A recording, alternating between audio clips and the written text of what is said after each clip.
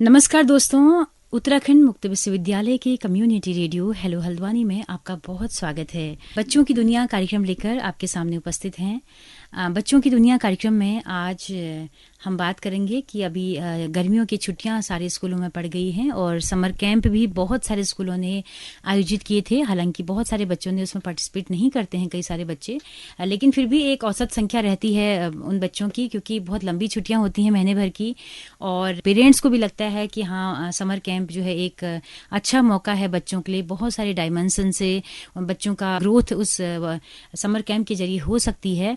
तो बहुत सारे स्कूलों ने इस वक्त पे समर कैंप करवाए हैं। तो समर कैंप के एक सेशन के टीचर इस वक्त हमारे साथ मौजूद हैं, जिन्होंने ड्रामा और थिएटर पर समर कैंप के बच्चों की क्लास ली है। तो हमारे साथ मौजूद हैं विपुल जोशी। विपुल जोशी हमारे रेडियो का एक बहुत ही परिचित नाम है, बहुत अरसे से हमारे रेडियो के साथ जुड़े रहे हैं। जब रेडियो के साथ जुड़े थे तब वो एक शायर थे, एक कवि थे और शॉर्ट फिल्में बनाते थे, फिल्म मेकर भी थे। और मुंबई में एक एड एजेंसी में काम करके आए थे, तो एड विज्ञापनों की दुनिया का भी उनका अनुभव था। लेकिन आज साल दर साल उन्हें अपनी प्रतिभा को निखारा है। आज वो एक ज्योतिष शास्त्र के विद्यार्थी तो हैं ही, बाकी ज्योतिष पर उनकी किताब भी एक आ चुकी है।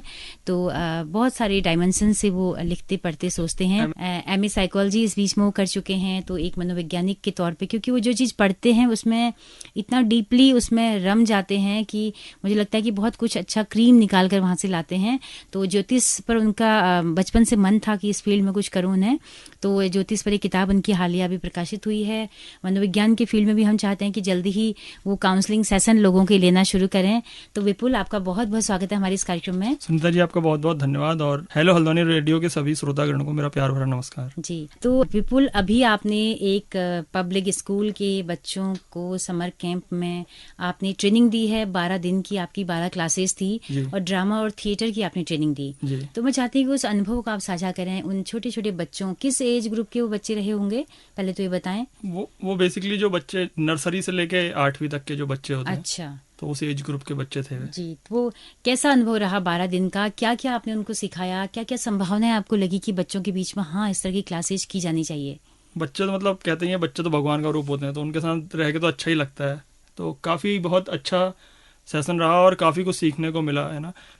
जैसे आपने मेरा परिचय दिया कि मैं बहुत से फील्ड से हूँ, तो मुझे सबसे पहले मतलब मैं काफ़ी लोगों को बताता हूँ कि वो सारे फील्ड कहीं ना कहीं ह्यूमन साइकोलॉजी से जुड़े हुए ही हैं। ज्योतिष हो या फिर विज्ञापन हो, जो यहाँ मैं देखता हूँ वो वहाँ काम आ जाता है, जो वहाँ देखता हूँ वो यहाँ काम आ, उस तरह का रहता है। तो बच्चों ये तो वैसे भगवान का रूप ही होते हैं, ऐसा हम कहते भी हैं। तो बच्चों के साथ रहना काफ़ी अच्छा एक्सपीरियंस होता है। और जब मैं वहाँ उनसे मिला तो एक राइटर के तौर पे भी मुझे लगता है कि मुझे शायद मुझे 1 साल बाद 2 साल बाद अपने निखार दिखेगा। क्योंकि अभी जो हम जिस दौर में हम थे, तो हमारे टाइम पर साकाला का बूम बूम वाला कार्टून होता था, टॉम एंड जेरी होता था, उसके बाद शक्तिमान होता था। लेकिन अभी मैं जब बच्चों से मिला तो मैंने उनसे पूछा तुम्हें कौन से कार्टून पसंद है, तो उन्होंने सिवा करके एक कार्टून का नाम लिया। उसको मैंने पहली बार ही सुना था नाम ना। ऐसी बहुत सारी चीज़ें होती हैं जो आप जब तक उस वर्ग से मिलेंगे नहीं, किसी भी वर्ग से, बच्चे के वर्ग से, बड़ों के वर्ग से, बूढ़ों के वर्ग से, तब तक आपको पता नहीं चलेंगी। तो मुझे लगा कि वो 12 दिन मेरे लिए काफ़ी एक अच्छा अनुभव रहा। जी। शिवा तो शायद मुझे लग रहा है कि इंडियन कैरेक्टर ही है, आता है एक सीरियल।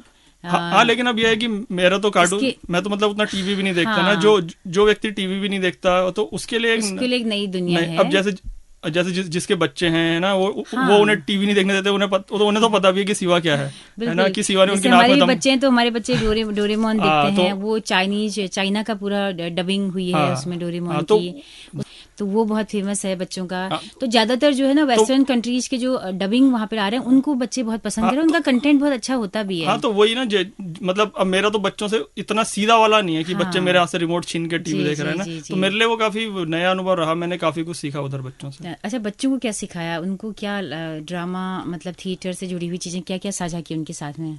तो एक तो ये था कि जो मुझे लगता है कि एक तो दिन काफी कम थे, है ना। 12 दिन थे, मतलब एक तरह से जैसे जो आपको, मतलब आप भी इसी फील्ड से जुड़े हैं तो आपको पता होगा कि जो सेशंस वगैरह चलते हैं वो 2-3 महीने तक तो रिहर्सल ही चलती है इनमें, है ना, अगर आप किसी नाटक के थे। तो मेरे पास 12 दिन थे। तो जो मुझे हमेशा लगता है as a writer, as a director, मैं हमेशा बोलता हूँ कि मैं राइटर भी हूँ, डायरेक्टर भी हूँ। तो जब मैं फिल्में बनाता हूँ तो मेरे आसपास की जो चीज़ें होती हैं, है ना, मैं उसी से कहानी कह के निकल जाता हूँ बहुत बार। अभी जैसे हाल में मैंने एक छोटी सी फिल्म बनाई 54 सेकंड की, एक बच्ची की और मेरी कहानी बेसिकली। तो वो मेरी 30 रुपये में बनी थी, है ना, सिर्फ 30 रुपये में, क्योंकि वो जो उसका एक इक्विपमेंट था, है ना, जो जिस पे वो कहानी बेस्ड थी, वो खरीदने का 30 रुपये था, बाकी एडिटिंग मैंने ही करी। तो मुझे हमेशा ये लगता है कि जो आपके पास चीज़ें हैं, है ना, आप वहाँ से कहानी निकालेंगे ना, वो आपके लिए बहुत आसान रहेगा। तो जो जितने भी बच्चे थे, तो मुझे जो जो उनमें लगा, है ना, कि ये कर सकते हैं, और जो हम बड़े बच्चों को कैसे यूज़ कर सकते हैं छोटे बच्चों से एक्टिंग कराने में, तो हमने उस तरह से किया। और हमने मतलब 12 दिन में हमने 3 प्ले करवाए, मतलब 3 प्ले करवाए, और तीनों नए प्ले थे। अच्छा। उसमें थोड़ा बहुत एडोप्टेशन था कुछ प्ले का, लेकिन तीनों ये थे कि हमने कोई पुराना प्ले उठा के नहीं किया, हमने नए करे। और काफ़ी पसंद आए, टीचर्स को भी पसंद आए, और जो पेरेंट्स आए थे लास्ट दिन उन्हें भी काफ़ी पसंद आया। अच्छा, आखिरी दिन पेरेंट्स के साथ जी, मीटिंग जी। जैसी होगी और वो प्ले दिखाए भी गए होंगे। राइट। तो क्या क्या थीम थी उन प्लेज की, और क्या वहीं पर डेवलप किए गए थे, क्या बच्चों से भी स्क्रिप्ट लिखाई गई? हाँ, मतलब उसमें बच्चों से उतना नहीं लिखाया गया, लेकिन उसमें ये बच्चों से ये कहा गया कि आप डायलॉग याद ज़्यादा ना करें, है ना, कि आपको एक मोटा मोटा समझा दिया जाएगा कि यहाँ पे ये बोलना है, यहाँ पे बोलना है। उसके बाद क्या होता है, मैंने उन्हें ये बोला कि अगर आप डायलॉग याद करोगे तो आप पे ना एक बोझ रहेगा, है ना, और दिन कम है तो आप शायद याद ना कर पाओ। तो आप इसको तो समझो, इस पूरी प्रोसेस को, कि आपका कैरेक्टर क्या है, आपको उसको कैसे प्ले करना है। लेकिन डायलॉग और शब्द जो है वो आप अपने यूज करो, ताकि आप फंसो ना उसमें, क्या बात है ना। बहुत अच्छी और बात। मेन बात यह है कि जब भी आप मंच पे जाओ, जैसे जब मुझे याद है वहाँ पे दो मैम खड़ी थी, है ना, और हमारा प्ले स्टार्ट हो रहा था। मैंने बच्चों को ये बोला, मैंने कहा जो भी आपको ध्यान आए, है ना, आप रुकना मत, बोल देना, क्योंकि जो आप बोलने वाले हो और जो प्ले है वो सिर्फ आपको ही पता है, ऑडियंस को कुछ नहीं पता है। तो जो आप बोलोगे, जो आप करोगे, ऑडियंस को सच ही लगेगा, इसलिए आप रुकना मत, बेसिकली आप फंबल मत करना हाँ, बेसिकली। और मेन बिल्कुल। बात यह है, मैं आपको सही बात बताऊं तो जो प्ले उन्होंने किया बच्चों ने, अगर मैं उस प्ले करूंगा तो मैं 10 बार फंबल करूंगा। बच्चे इतने टैलेंटेड थे कि उन्होंने फंबल नहीं किया। मतलब मैं तो अभी भी जब पोएट्री पढ़ता हूँ तो मैं लिख के ही पढ़ता हूँ, मतलब मुझे तो उतना याद भी नहीं होता, लेकिन बच्चे उन्होंने बहुत अच्छा किया, बहुत अच्छा। जी जी जी। तो ऐसा है। तो कितनी संभावना आप बच्चों में देखते हैं, और आपको लगता है कि जो तमाम सारे स्कूल हैं प्राइवेट वाले, इन लोगों को फिल्म थिएटर का अपना एक स्पेशल रखना चाहिए, हर एक एपिसोड हफ्ते में भले एक दिन वो उसकी ट्रेनिंग दें? मुझे लगता है ना कि सबसे पहले ना बच्चों से ना पता करना, बच्चों से मतलब मेन क्या है कि काउंसलिंग करनी चाहिए बच्चों की, या फिर बच्चे का ना खुद इंटरेस्ट देखना चाहिए। जैसे जो हमारी भी जो सनातन परंपरा है, उसमें हम जो मतलब 16 संस्कार होते हैं, तो उसमें एक अन्नप्राशन होता है ना, तो अन्नप्राशन में भी चीज़ें रखी जाती हैं, है ना, बच्चा जो उठाता है। मतलब आप देखिए वहाँ से जो हमारे वैदिक युग से वो चला हुआ आ रहा है ना, लेकिन अब वो चीज़ें सिर्फ वहीं तक सीमित हो गई है ना। वहाँ पे उसने उठा लिया, ताली बजा ली, लेकिन हमने उसको आगे कैरी फॉरवर्ड नहीं किया। मैं बच्चों को भी यही बोल रहा था, मैंने कहा था कि अगर आपको ड्रामा मतलब एक्टिंग क्लास में आप जबरदस्ती आए हो, अगर आपको आपके सर ने फोर्स किया या आपकी मैडम ने फोर्स किया, तो आपको जो करना है ना, आपको स्पोर्ट्स खेलना है, आप उसमें चले जाओ। यहाँ मतलब अगर आपका मन है आप तभी आओ। मेन ये है ना कि मेरे को हमेशा ये लगता है कि जो चीज़ आपको पसंद है ना, मतलब जो चीज़ आपको पसंद है आप उसे अपना पैशन बनाओ, मतलब उसे अपना पैशन बनाओ, और उसको इतना फॉलो करो कि उसको अपना प्रोफेशन बनाओ। आप ना हर चीज़ से मतलब अगर आपका देखिए 2 उद्देश्य होते हैं लोगों के, या तो आपको ज्ञान प्राप्त करना होता है या आपको पैसा कमाना होता है। लेकिन अगर आपका जो पैशन होगा आप उसी को प्रोफेशन बनाएंगे ना, तो आप ज्ञान भी प्राप्त करेंगे और आप पैसा भी कमाएंगे। और पैसा भी मतलब इतना कमा लेंगे कि जितने लोग बाकी के लोग महीने में कमा रहे होंगे, उतने शायद आप एक दिन में कमा के आराम से बैठ सकते हैं। जी जी जी। तो ऐसा ये मुझे लगता है। तो विपुल, आपका भी ये पहला मौका था as a film director, as a theatre artist? आपको पहली बार किसी स्कूल ने समर कैंप के लिए बुलाया था? हाँ, कह सकते हैं। मतलब और वो भी मुझे मतलब इस बात की खुशी है, जो वहाँ की, मैं टैगोर पब्लिक स्कूल में गया था जी, तो जो वहाँ की प्रिंसिपल मैम थी, है ना, रीनू शर्मा, उन्होंने जब मैं इंटरव्यू में गया था तो उन्होंने बताया कि वो मुंबई से थी। तो मुझे लगता है जो वो मुंबई से थी ना, तो वो इस चीज़ को समझ पाई, है ना, कि ये चीज़ भी जरूरी है बच्चों के लिए।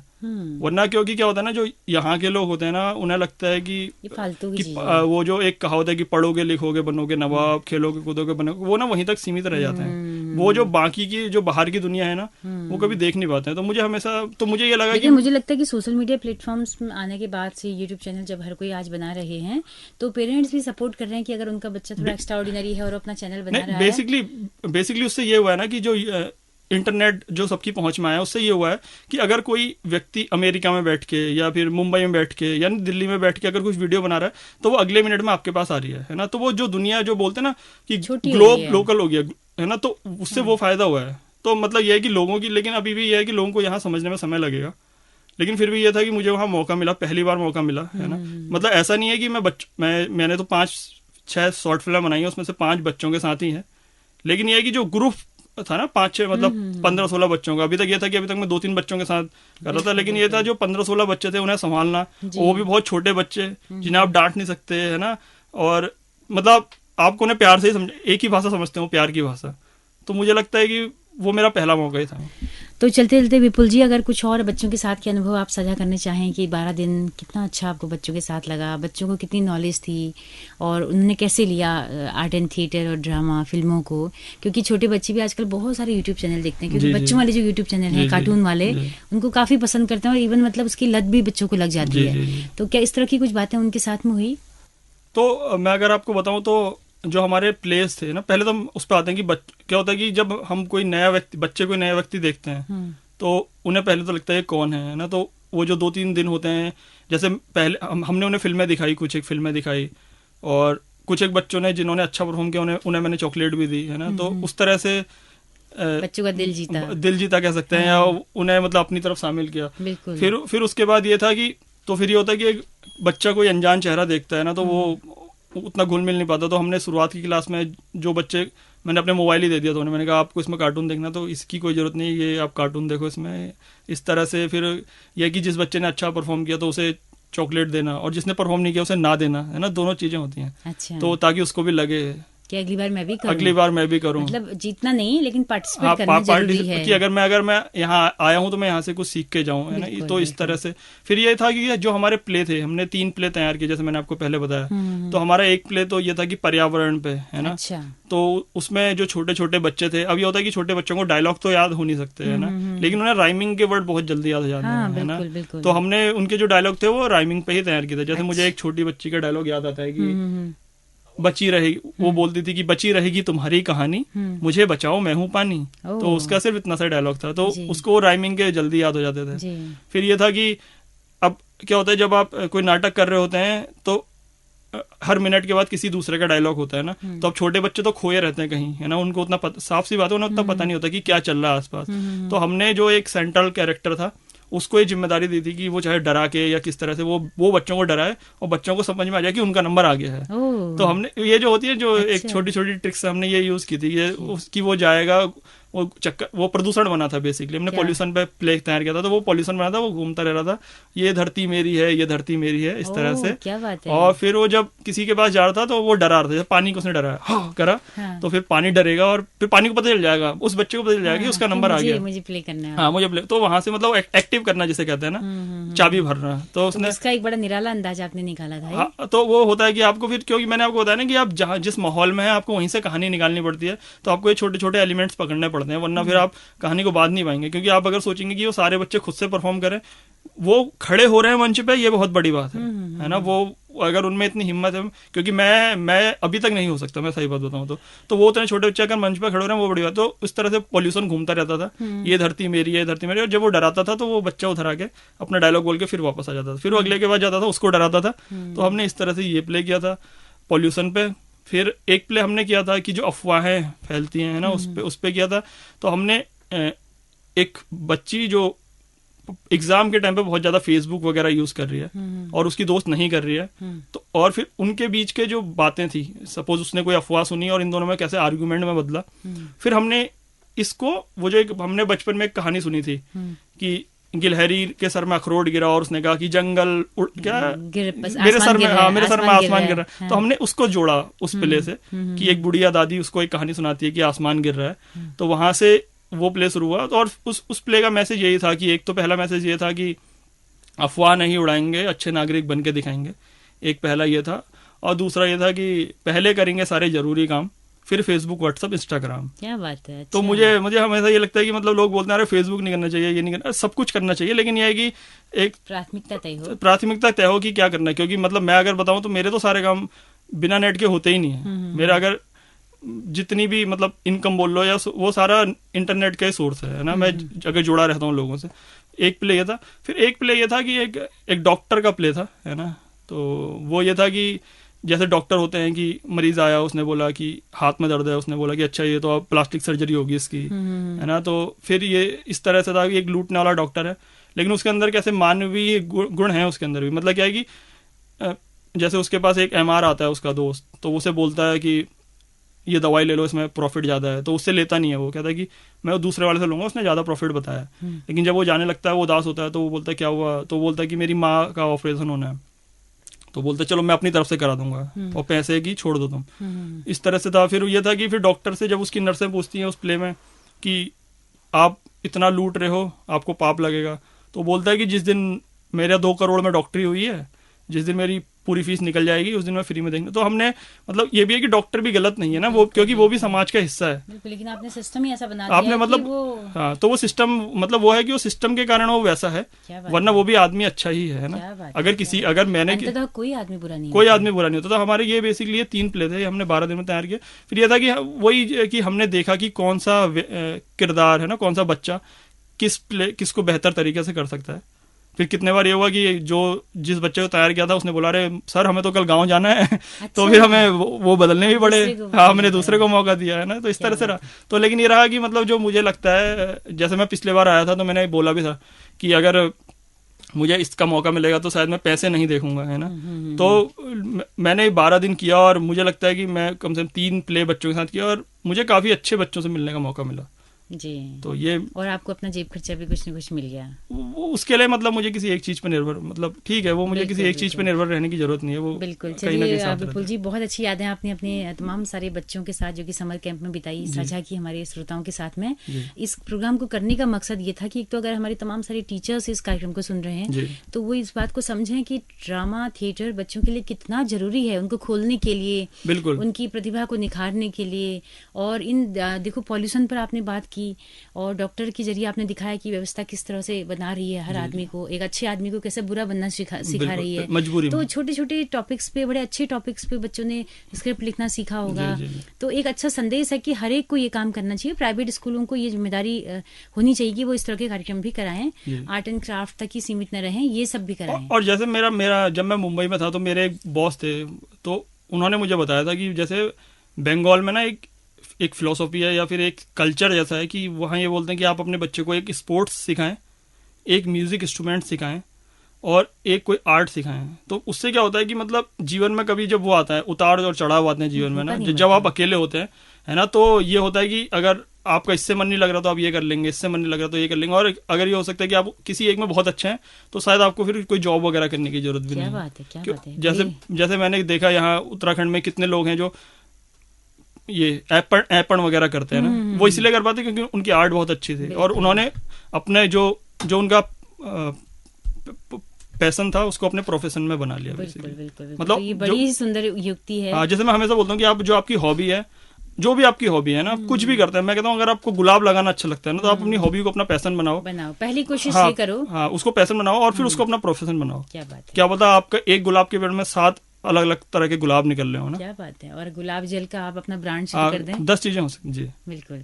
तो बड़ी अच्छी आपकी टेक्निक है, आपकी रणनीतियां हैं, आपकी विचारधारा है, आपकी सोच है, बिल्कुल बहुत एनर्जेटिक है और हमारे तमाम यूथ के लिए बहुत यूजफुल है। और मुझे बहुत अच्छा लगा कि आपको समर कैंप करने का मौका मिला। मुझे भी काफी अच्छा लगा। हाँ, क्योंकि ऐसे अच्छे लोग अगर जाते हैं और नई पीढ़ी के बीच तो कुछ अच्छाइयाँ ही फैलाएंगे। तो उम्मीद करते हैं कि अगले साल तक आपको अगले समर में बहुत सारे समर कैंप करने का मौका मिले। हालांकि सीजन एक ही होता है लेकिन आप टाइम फिर भी निकाल लेंगे। तो बहुत शुक्रिया आपका हमारे बच्चों के साथ इन कार्यक्रमों को साझा करने के लिए। हेलो हल्द्वानी के तमाम दर्शकों को मेरा प्यार भरा नमस्कार। सुनीता जी, आपका भी बहुत बहुत धन्यवाद। जी धन्यवाद विपुल जी। तो दोस्तों, आप सबका भी बहुत बहुत शुक्रिया इस कार्यक्रम को अंत तक सुनने के लिए। अगर ये कार्यक्रम आपको पसंद आया हो तो अपना फीडबैक हमें जरूर दीजिएगा। हमारा रेडियो एक कम्युनिटी रेडियो है जिसकी पहुंच रेडियो में केवल हल्द्वानी शहर तक है। लेकिन अगर आप दूर दराज पहाड़ों में या देश के किसी भी हिस्से में इस रेडियो को सुनना चाहते हैं तो हमारे यूट्यूब चैनल के जरिए, हमारे फेसबुक पेज के जरिए आप इन कार्यक्रमों को सुन सकते हैं। आपके फीडबैक का हमें बहुत बेसब्री से इंतजार रहेगा। इसी के साथ अपनी रेडियो मित्र सुनीता भास्कर को दीजिए इजाजत। नमस्कार।